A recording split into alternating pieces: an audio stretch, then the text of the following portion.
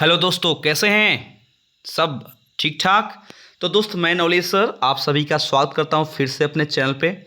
और जैसा कि मैंने बताया था कि बातचीत पार्ट 1 में डाल चुका हूं सारांश के रूप में, और बातचीत का पार्ट 2 वीडियो लेकर आया हूं लघु उत्तरीय प्रश्न, दीर्घ उत्तरीय प्रश्न एवं सप्रसंग व्याख्या। तो मेरे प्यारे छात्र, कहीं मत जाइएगा और प्लीज़ इसको कॉपी में जरूर लिख लीजिएगा, क्योंकि इससे ज़्यादा कभी भी सब्जेक्टिव क्वेश्चन नहीं पूछा है चैप्टर 1 का, बातचीत का। ठीक है, तो चलिए शुरू करते हैं। बातचीत का पहला क्वेश्चन देख रहे हैं आप स्क्रीन पे, बातचीत लघु उत्तरीय प्रश्न।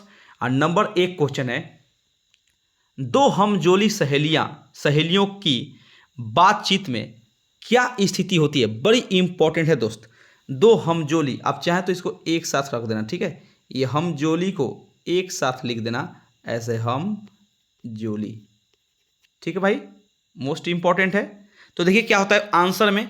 कह रहा है दोस्त कि दो हमजोली सहेलियों की बातचीत का कुछ जायका ही निराला होता है। जब दो व्यक्ति आपस में बात करते हैं दोस्त, तो खुलकर एकदम ठिठोलियों में बात करता है।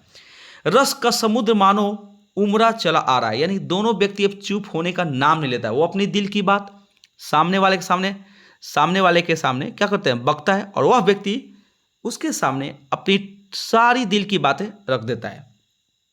इसका पूरा स्वाद उन्हीं से पूछना चाहिए जिन्हें ऐसों की रस सनी बात सुनने को भी भाग्य लड़ा है। ठीक है, ये मोस्ट इंपॉर्टेंट क्वेश्चन है मेरे दोस्त, जरूर इसको लिखिएगा। ठीक है, ये एक आता है लघु उत्तरीय प्रश्न में, ये भी पूछा है बार बार, इसको याद रखना है। अगर हम में वाक शक्ति न होती तो क्या होता?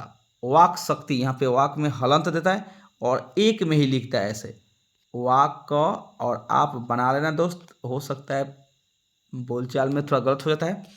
अगर हमें वाक शक्ति न होती तो क्या होता? सुनिए, अनेक प्रकार की शक्तियां जो वरदान के रूप में ईश्वर ने मनुष्य को दी है, उनमें वाक शक्ति, कौन शक्ति? वाक शक्ति भी एक है। याद रखना बाबू, VBI क्वेश्चन है, बहुत बार पूछा है। यदि हम में वाक शक्ति न होती तो हम गूंगे हो जाते। ठीक है, याद रखना, बहुत ही VBI है, ऑब्जेक्टिव भी इसमें आ जाता है। सारी सृष्टि पशुओं की तरह मौन हो जाती। अगर हमें वाक शक्ति ही ना होती तो सोचो, सारा दुनिया एक जानवर के समान कुछ न बोलने वाले जीव जंतु हम लोग लगते हैं। ठीक है, तब इस गूंगी सृष्टि का क्या होता? तब इस गूंगी सृष्टि का क्या होता भाई? अब बताइए, तब इस गूंगी सृष्टि का क्या होता? कर यहाँ पे, अवाक होने के कारण हम अपने सुख दुख किसी से कह नहीं पाते। हम में प्रशंसा, आलोचना, सुनने, कहने की शक्ति का अभाव हो जाता।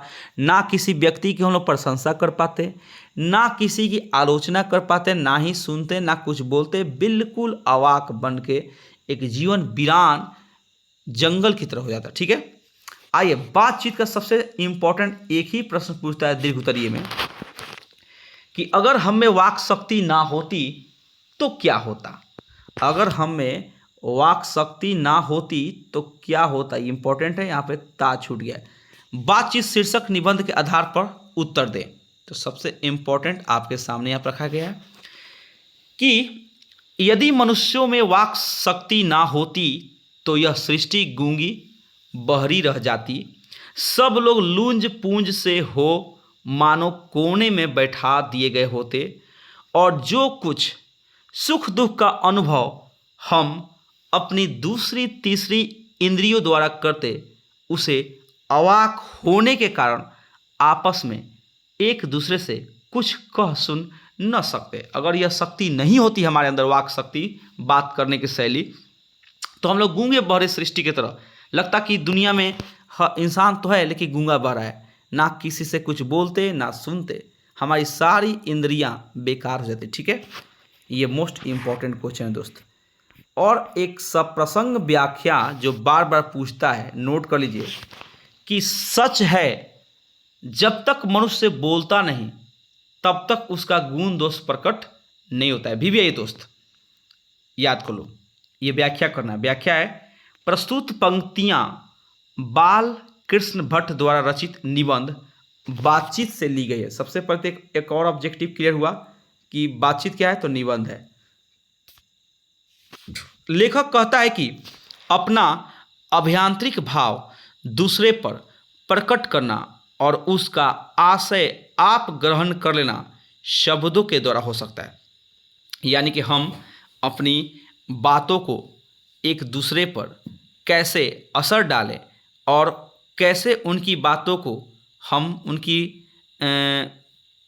अभ्यास को हम उनकी कुछ भी कला को अपने अंदर कैसे लें, कैसे अपने अंदर क्या करें, मतलब उसको ग्रहण करें, यह सिर्फ वाक शक्ति के द्वारा हो सकता है। ठीक है, यह सत्य है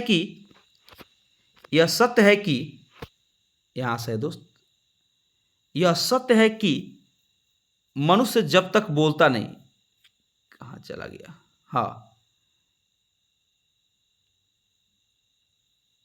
यह सत्य है कि जब तक मनुष्य बोलता नहीं तब तक उसका गुण दोष प्रकट नहीं होता है।